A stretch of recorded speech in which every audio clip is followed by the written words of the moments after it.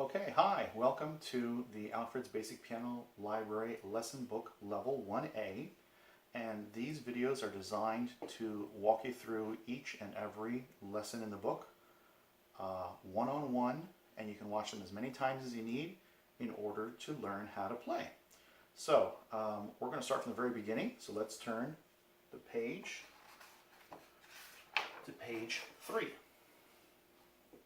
Okay, on page 3 it says how to sit at the piano. It says, sit tall, lean slightly forward, let arms hang loosely from shoulders.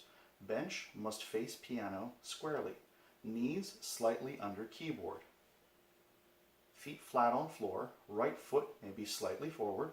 You may place a book or stool under your feet if they do not reach the floor. Now underneath that you have pictures of 4 different types of pianos. You've got the digital piano, the spin-it piano, the upright piano, and the grand piano. Most people are familiar with either an upright or a grand. In my house, I have a digital piano, and I find they work great. It's kind of like the difference between a computer and a typewriter. A computer does more, but it does need to be plugged in. A typewriter, many of them, you don't plug in, you just type. And same thing with an old style piano.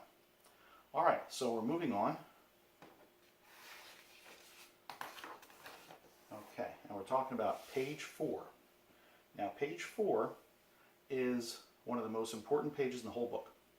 And it's all because it's based upon knowing your finger numbers. So they have a picture of your 2 hands and the numbers that go with them. Now if you study piano anywhere in the world, doesn't matter, France, China, South America, Africa, any part of the world, they use this same number system for learning how to play the piano. Okay, so it's universal. Okay, so let's go over it. Your right hand has fingers 1, 2, 3, 4, 5, and your left hand has fingers 1, 2, 3, 4, and 5. All right, so let's read what it says. It says, your teacher will draw an outline of your hands on the inside cover of this book. Number each finger of the outline. Well, we're not going to do that because these books are to be shared at school.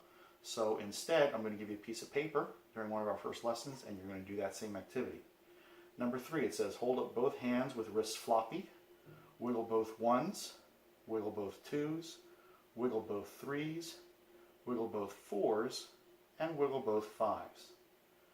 Okay, next, page 5, piano tones.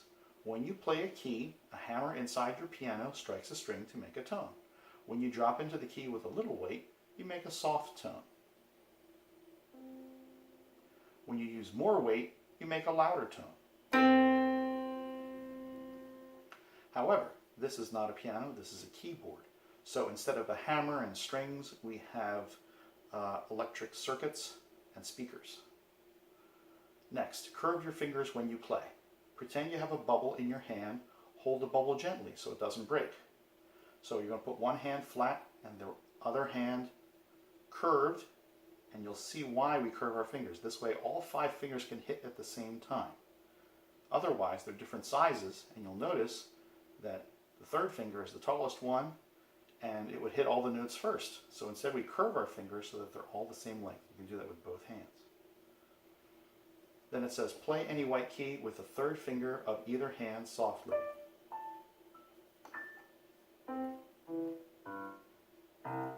See how many times you can repeat the same key, making the tone a little louder each time you play.